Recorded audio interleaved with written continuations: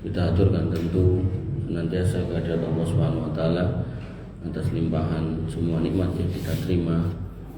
Yang terutama adalah iman dan Islam kita yang harus kita jaga dengan terus bermajelis ilmu, dan majelis ilmu yang terbaik yaitu majelis ilmu di rumah di antara rumah Allah, dibacakan Al-Quran dan Sunnah, dijelaskan tentang akidah yang sahihah.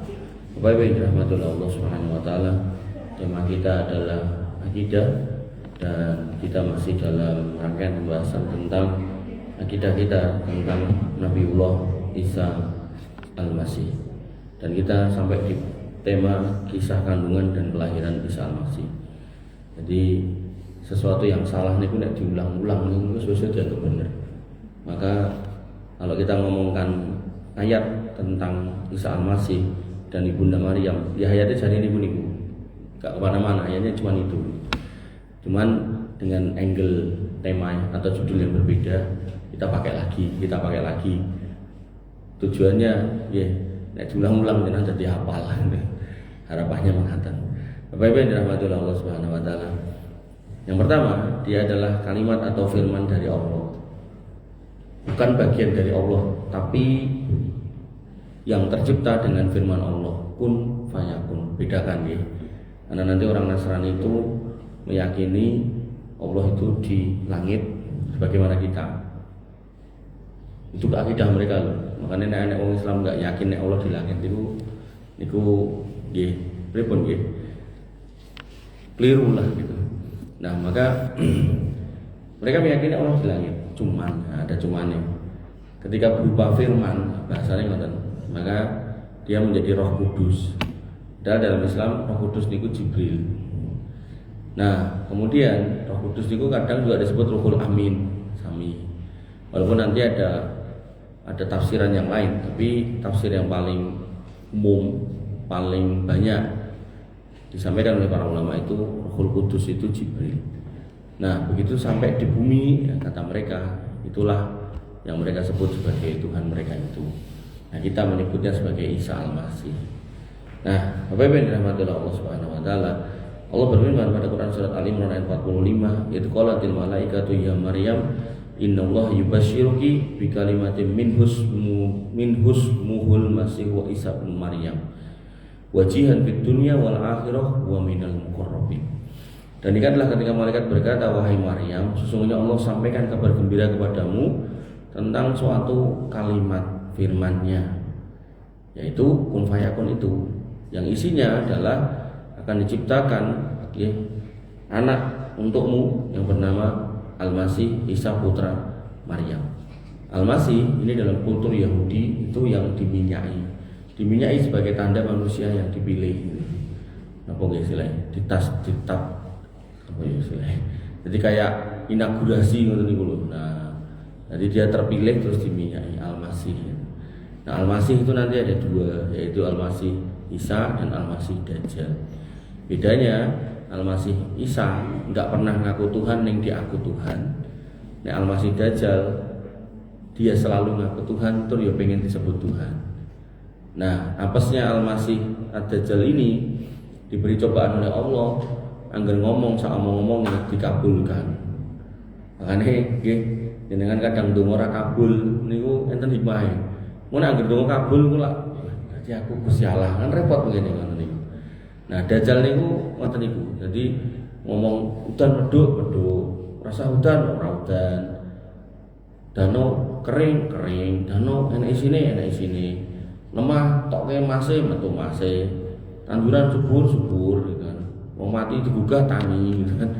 Maka begitu dia sudah melakukan berkali-kali itu, terakhir dia mengatakan berarti aku ke Tuhan aslinya. Nah, ngoten nih.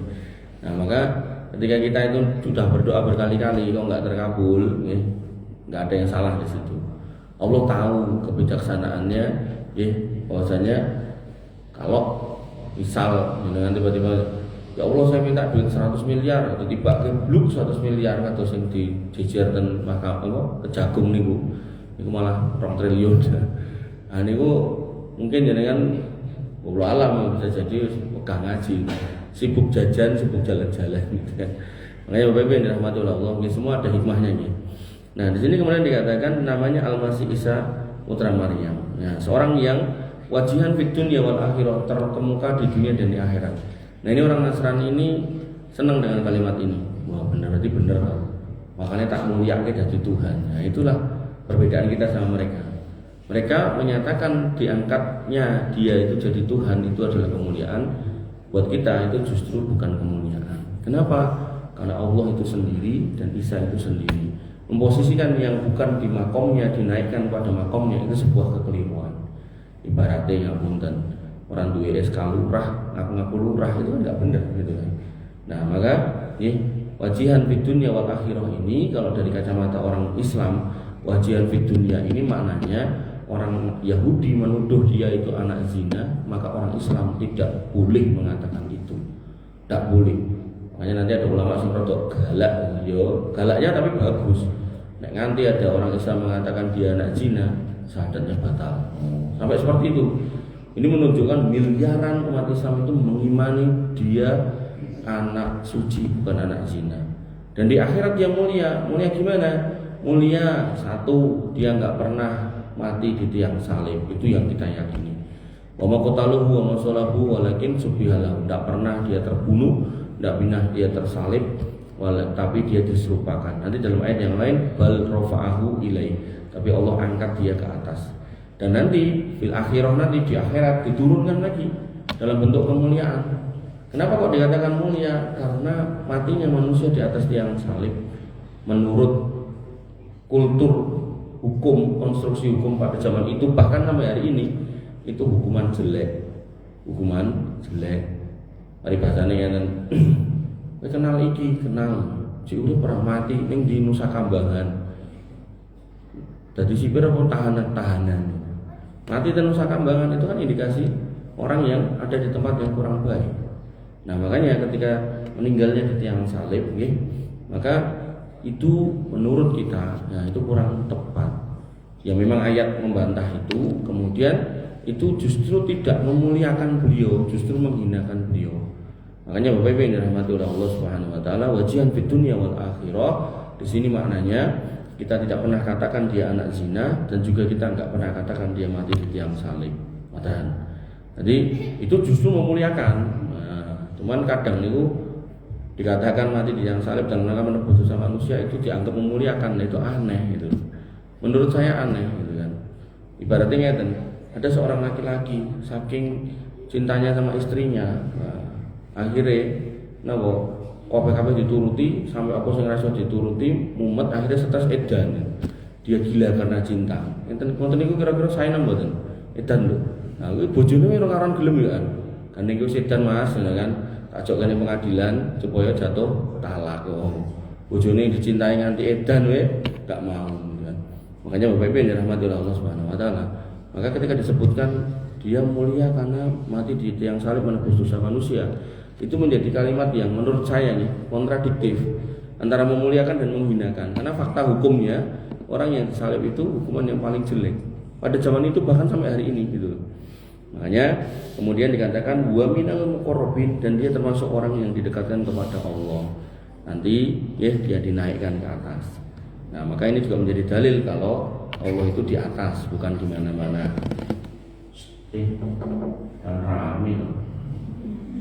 Rame. Enggak tinggal gini dulu. Bapak Ibu yang dirahmati oleh Allah Subhanahu wa taala. Karepe melu tapi ikut kan. Bareng ning dalan, nanti pulang mampir di Indomaret ya. Bocil. Nah, kemudian ketika difirmankan kun fayakun, nah maka ada tambahannya, dikirimlah rohnya. Ini juga bukan rohnya Allah dicuwil ngoten mboten, yaitu di alam roh itu ada banyak roh, diambillah satu ditaruh di situ. Ngoten. Disebutkan oleh Allah Subhanahu wa taala, wallati ahsanat farjaha fa nafakhna fiha min ruhina wa ja'alna wa benaha ayatan lil alamin.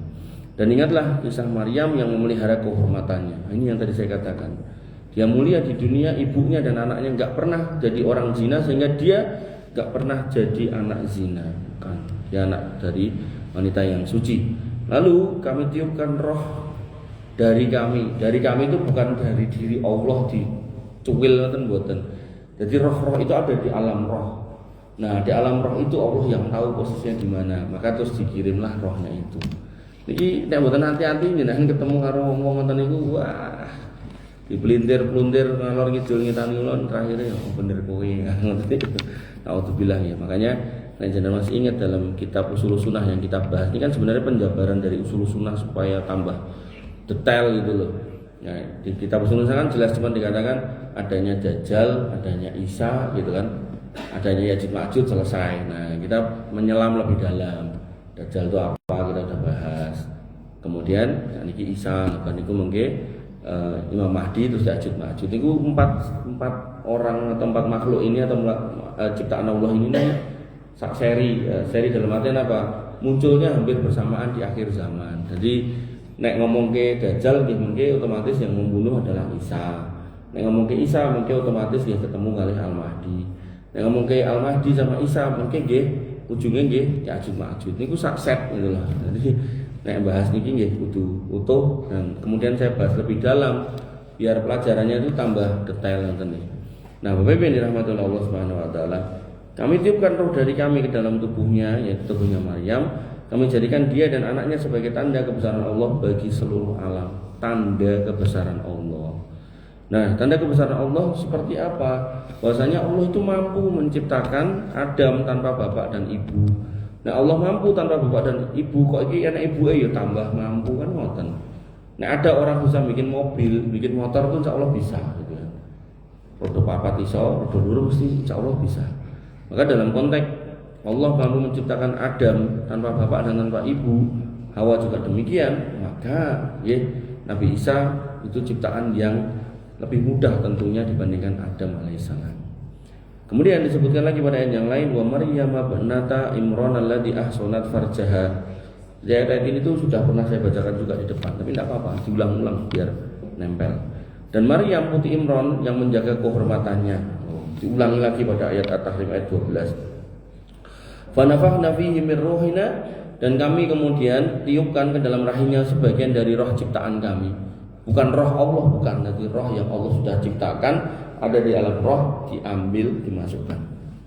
Nah, wasaddaqat bil kalimati rabbiha, dan dia membenarkan kalimat-kalimat Tuhannya, wa kutubihi, dan kitab-kitabnya. Jadi apa yang dia Allah perintahkan enggak pernah dibantah. Wa kanat minal qanitin, dan dia termasuk orang-orang yang taat. Nah, ini orang yang taat akhirnya menghadirkan sikap menjaga kehormatan. Makanya jenengan niki rumus niki. Jenengan nek gadah putra gitu. Nek pengen niku soleh solihah, pastikan dia taat sama Allah. Nah, indikasi taat yang pertama nggih salat niku. Nah, kemudian yang kedua napa? Majelis ilmu. Nah, pokoknya salat majelis ilmu niki nek digabung, insyaallah itu menjadi energi besar buat putra-putri jenengan agar menjadi anak-anak yang soleh dan solihah. Bapak Ibu yang dirahmati Allah Subhanahu wa taala, wallati ahsanat farjaha fa nafakhna min ruhina wa ja'alnaha wa ibnaha ayatan lil alamin. Al-Anbiya 91. Dan ingatlah kisah Maryam yang memelihara kehormatannya, kami tiupkan roh dari kami jadikan dia dan anaknya sebagai tanda kebesaran Allah bagi seluruh alam. Ayat-ayat yang serupa banyak. Kemudian dikandung oleh wanita suci, qalat rabbi anna yakunu li walad walam yamsasni bashar. Dan dia Maryam berkata, ya Rabbku, bagaimana mungkin aku itu punya anak padahal aku tidak pernah ada seorang laki-laki pun yang menyentuhku. Nyenggol mboten enten napa mulih lebih dari itu. Nah, ini bentuk penjagaan Allah kepada beliau dari sisi kehormatan. Jadi senggolan niku ndak pernah, salaman ndak pernah, apalagi lebih dari itu. Nah, sehingga nggih ngapunten hari ini nggih banyak anak-anak perempuan yang kemudian kecolongan, belum waktunya sudah hamil duluan. Nah, karena bermudah-mudahan dalam pergaulan. Jadi harus mulai melaku karo lanang karo wedok bojokan ngalor ngidul ngitan ngulon gitu kan, itu sama bapaknya sama ibunya dijarke. Alasannya rapopo, saiki zamane koyo ngono. Nek kirang meteng tenan bingung gitu kan. Dan faktanya memang puluhan bahkan sampai ratusan anak itu mengajukan dispensasi nikah, belum umurnya sudah hamil duluan. Nah, minta izin pengadilan supaya bisa nikah resmi bocah-bocah SMP. Hanya Bapak Ibu yang dirahmati oleh Allah, kalau kita mempelajari ayat demi ayat niku, memang ayatnya bercerita tentang Maryam, tapi di situ ada pelajaran kehidupan. Nah, ketika didemok atau demok wira tahu, maka insya Allah yang namanya zina itu jauh. Tapi nek gayane boncengan, demok-demokan, nah wis bablas niku. Bablas, bahkan video yang viral itu wong lanang karo wedok itu hubungan itu ning nggon kafe itu ya, terus tangane itu ndelok dari kesyuting nang CCTV. Tangane gerayang-gerayang. Nggih, jadi ora sadar ya enten CCTV gitu. Tapi nggih niku wau, nggih, pentingnya orang tua itu ngawasi. Karo sapa Dik, Nduk, karo Mas Kain. Kae sapa Kain? Nah, bojone koncoku tambahan. Qala kadzalikillahu yakhluqu ma yasha. Maka Allah berfirman, demikianlah Allah menciptakan apa yang Allah kehendaki. Dia Allah itu kalau mau apaan saya tinggal kun fayakun. Idza qada amran fa inna ma yaqulu lahu kun fayakun. Kalau Allah menghendaki segala sesuatu, maka Allah akan katakan jadilah, maka sesuatu itu akan terjadi. Dan tadi sudah saya singgung bahwasanya misalan penciptaan Isa itu kayak Adam. Allah menyebutkan pada Quran surat Al-Imran ayat 59, inna masalah Isa indallah kama sali Adam khalaqahu min turab tsumma qala lahu kun fayakun. Sesungguhnya perumpamaan penciptaan Isa bagi Allah seperti perumpamaan penciptaan Adam. Dia menciptakannya dari tanah, kemudian berkata kepadanya jadilah, maka jadilah. Kemudian Bapak Ibu yang dirahmati Allah, bahkan nama itu pun yang memberikan adalah Allah. Jadi ini spesial nih namanya. Idz qala al malaikatu ya Maryam innallaha yubassiruki bi kalimatin min husmuhul masihu Isa bin Maryam. Dan ingatlah ketika malaikat berkata, wahai Maryam, sesungguhnya Allah memberikan kabar gembira kepadamu tentang satu kalimat firman darinya, yaitu berupa anak yang bernama Al-Masih putra Maryam. Jadi tidak pernah punya suami, tiba-tiba meteng, terus malaikatnya ngomong kabar gembira. Niku nek di logika pakai logika manusia niku enggak menggembirakan, memumetkan gitu kan. Karena pada zaman itu orang-orang yang enggak punya suami, enggak punya pasangan, kok meteng itu hina.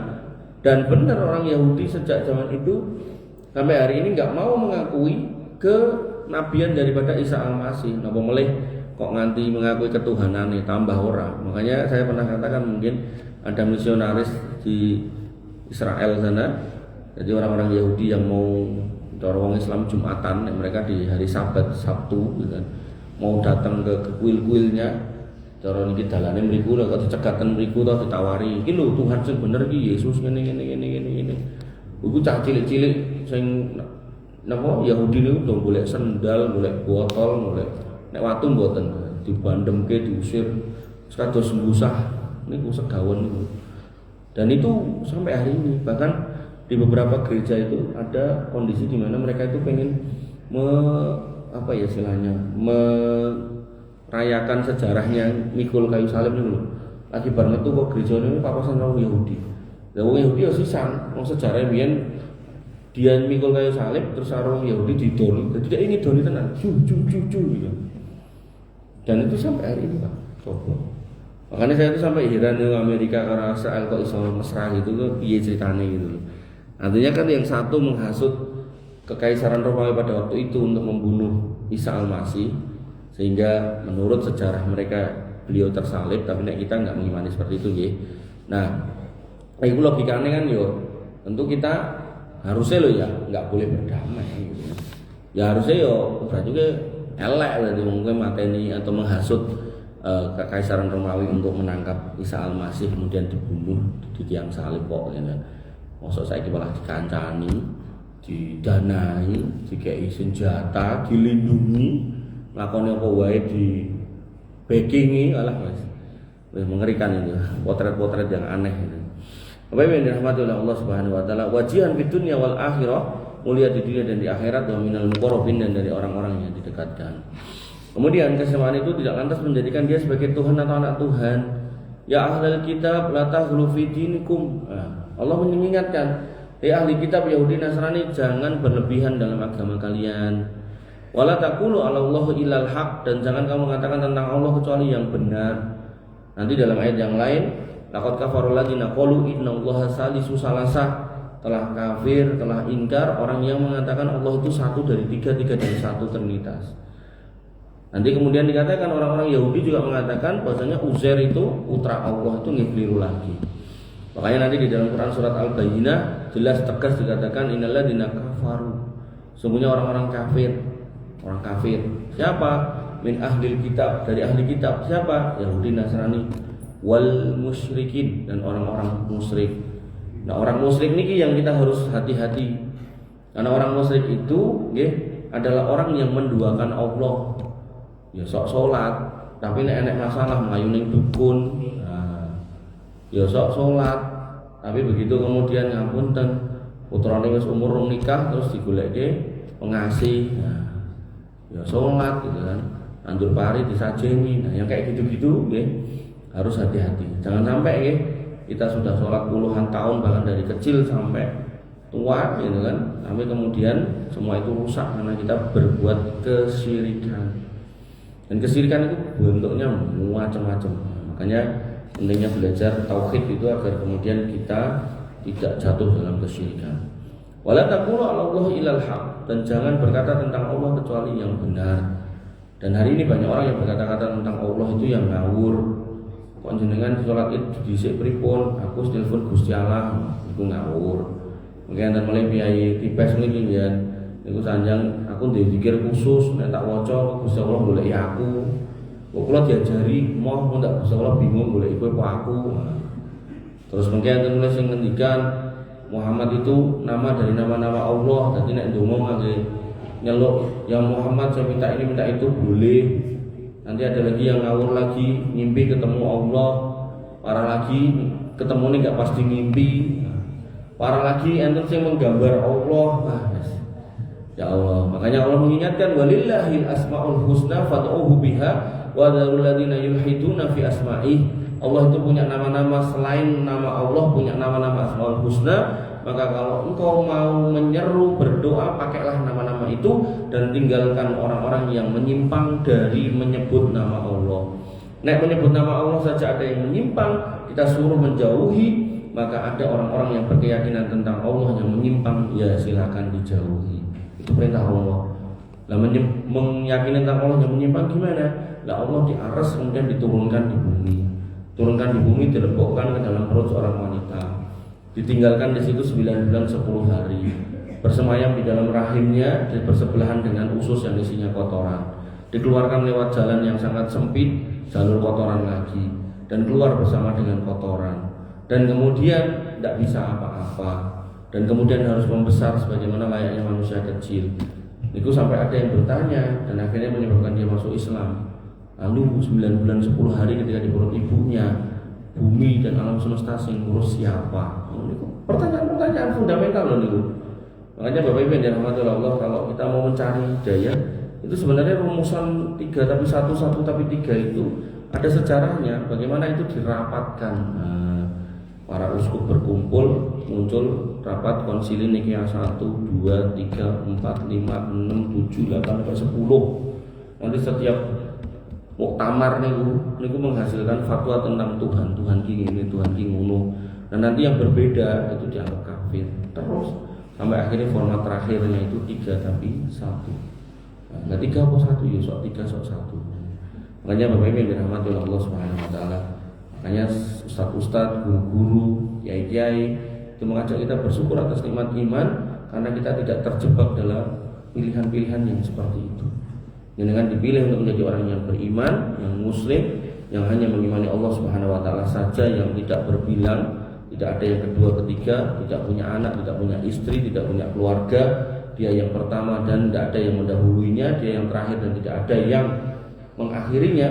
Dan dia yang dohir, yang melihat semua yang ada di bawahnya, dan dia yang batin, yang mengetahui semua yang tersembunyi. Maka itulah Allah Subhanahu wa taala. Dan Allah memperkenalkan dirinya, innani anallah la ilaha illa ana. Aku itu Allah, tidak ada ilah yang boleh disembah selain aku. Itu statement keras bahwasanya Allah tidak mau manusia itu tercipta untuk menyembah selain Allah. Bapak Ibu yang dirahmati oleh Allah Subhanahu wa taala, Kemudian pada ayat yang lain disebutkan bahwasanya innamal masihu Isa bin Maryam rasulullah wa kalimatu alqaha ila Maryam wa ruhum minhu. Sesungguhnya Al-Masih putra Maryam adalah utusan Allah yang diciptakan dengan kalimatnya yang disampaikannya kepada Maryam dan dengan tiupan roh darinya. Kemudian fa aminu billahi wa rusulih, maka berimanlah kepada Allah dan rasul-rasulnya. Ini mengindikasikan Isa ini adalah ya cuma rasul, kayak rasul-rasul yang lain yang pernah datang dan pergi.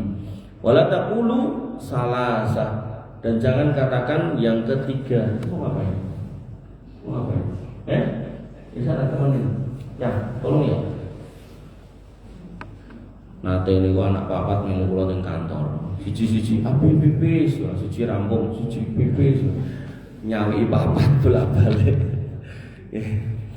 Wala taqulu salasa, dan jangan katakan Tuhan itu tiga. Ini tak dulu. Jadi itu sudah disebut di dalam Al-Qur'an. Pun monggo mungkin jelas ya tahu lebih. Intahu khairul lakum, berhentilah kamu dengan ucapan itu lebih baik. Makanya gini, apun tadi dasar negara kita Pancasila, yes. Tapi jangan kemudian jangan menjadikan itu dengan definisi keluarga Pancasila. Tapi ini maksudnya ya aku mantu aku mau era popo, ampun. Kamu kode Islamnya kerep rame kok, aku pernah dadak beda. Nah, gitu. Nah, bukti ini saya orang beda. Nah, disitulah kadang gitu setan itu justru pergi dari keluarga yang nyata-nyata berbeda, dan dia sering ngepeti kepada mereka yang sama akidahnya. Nah, itu yang perlu kita cermati, Pak. Kok ada yang beda agama kok malah damai, tapi ada yang agamanya sama kok rame baik. Nah, setan itu berusaha untuk menggoda, mengalahkan, memfitnah yang satu agama itu. Makanya ketika jenengan khususnya bapak-bapak lah, ibu-ibu memang ngoten niku lah modelnya. Bapak-bapak lah. Jadi nek misal kira-kira arep rame karo garwane urusan apa to jane. Nek urusan sambel karo tempe karo tahu terus meneng mau nek mboten satu-satu. Jarakan aja sak-saknya. Namanya biasa satria kan ngoten niku. Makanya Nabi mengingatkan istausu bin nisa'i khairon gitu kan. Bersikaplah, berwasiatlah sama para wanita itu yang baik. Kenal-nalon. Fa innahunna khuliqu min bila. Mereka itu tercipta dari tulang rusuk yang bengkok. Nek mbok jejege langsung patah.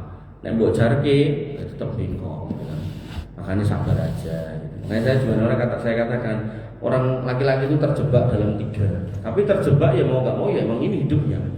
Ketika dia jadi anak atas dari seorang wanita, kok dia nggak berbakti itu tadi anak durhaka. Ketika dia jadi bapak dari seorang wanita, kok anak wanitanya ini nggak bisa ditoto jadi solihah, dia jadi dayus. Orang yang kemudian nggak boleh masuk surga, nggak akan disucikan dan dapat adab yang pedih dan nggak akan dilihat oleh Allah. Dan kemudian yang ketiga, kalau dia jadi suami atas seorang wanita tentunya, gitu, kok nggak bisa sabar, ya uripe ora penak, ning omah itu berenguti, mulai telat berenguti, ustadz malah curhat. Baik-baik dirahmati Allah Subhanahu Wa Taala.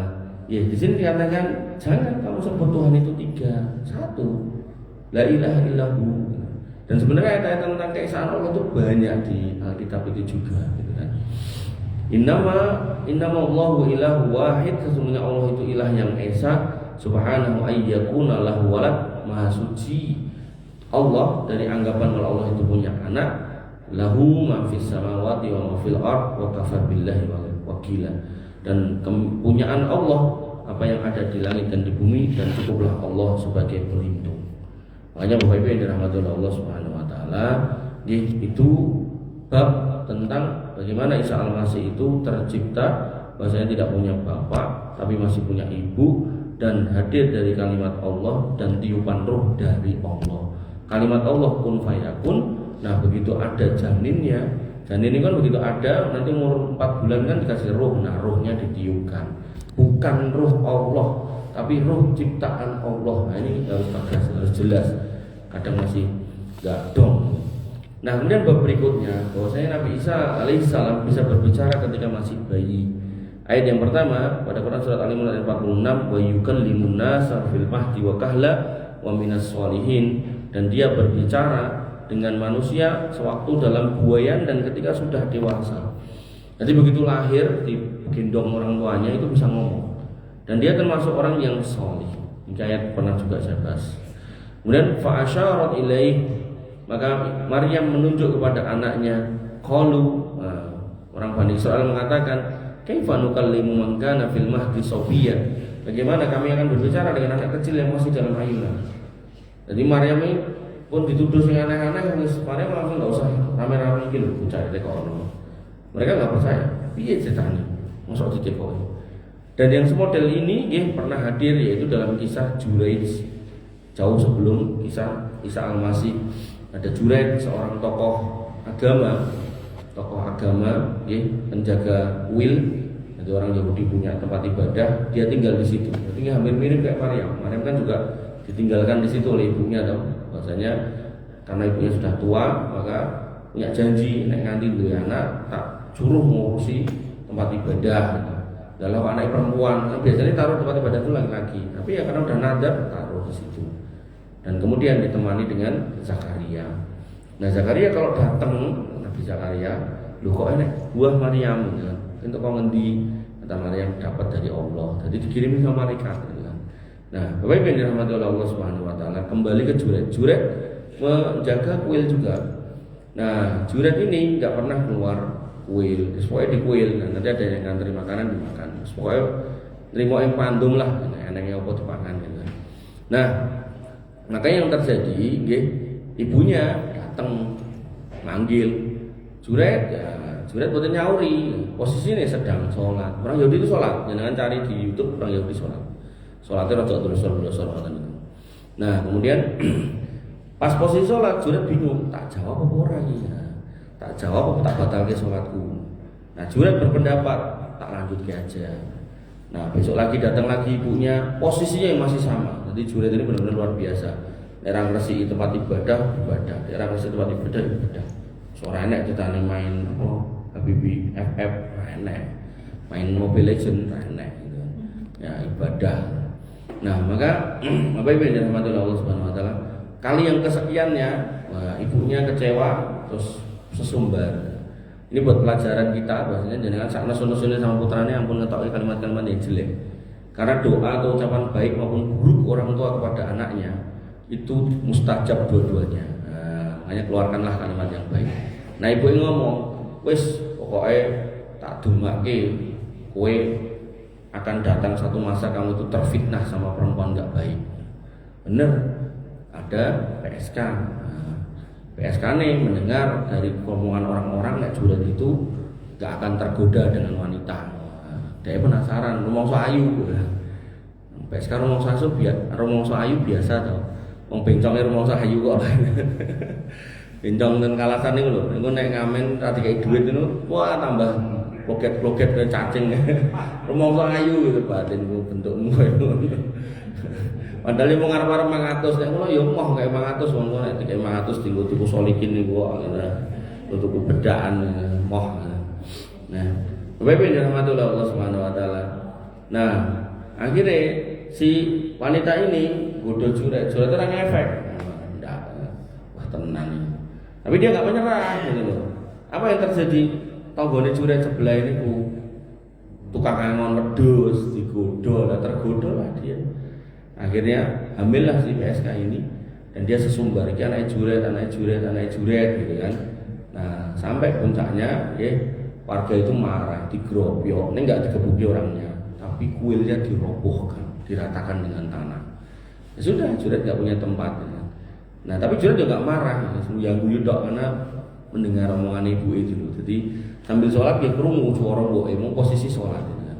Nah maka yang terjadi ya Bapak Ibu yang dirahmati oleh Allah, begitu anak itu lahir, nah Juraij itu diberikan ilham oleh Allah kan dudul wetenge, kowe anake sapa lagi ngomong anake sing aman wedhus kae. Nah disitulah kemudian warga kampung itu minta maaf, rajane yang minta maaf kemudian menawarkan tak bangunke meneh Mas kuilmu dalam bentuk atau dalam bahan bangunan dari emas. Itu kata Juraij enggak, bangunkan lagi aja kayak sebelumnya, jadi tidak usah dibikin yang gimana-gimana. Dan Juraij pun tidak marah sama siapa-siapa karena dia dengar ibu ngomong ngoten niku. Nah, makanya pelajaran di sini nggih. Kenapa kok dongane mboke kabul? Karena juret sholatnya sholat sunnah. Sehingga memenuhi panggilan orang tua hukumnya apa? Wajib.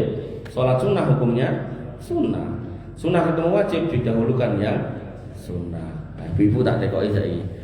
Ditimbali garwane wajib jawab napa mboten Bu? Wajib. Mesti jawab Pak Tito. Ditekoki ibu. Nah, pas diceluk, Bu, ayo lagi poso. Senin Kemis posisi jam 5 seperempat ya. Nah, batal kena mboten Bu? Wis. Bujine paling biasa. Batal iki. Jan ra poso. Ngoten nggih. Jadi orang tuh kalau belajar fikih akan paham bagaimana meletakkan hukum gitu. Jadi ora peh nek poso niku ora entuk dibatalkan. Nek memang ketemu dengan yang wajib batalkan, Bu. Jangan ragu. Loh, lah aku ora entuk pahala poso sinten sing sanjang, insyaallah malah entuk pahala taat sama suami, entuk pahala puasa sunnah juga. Ngoten. Tapi nek posone Ramadan atau posone utang enggak boleh. Jenengan dadi garwane nggih nek dipamiti Pak sesuk aku mau nyaur utang.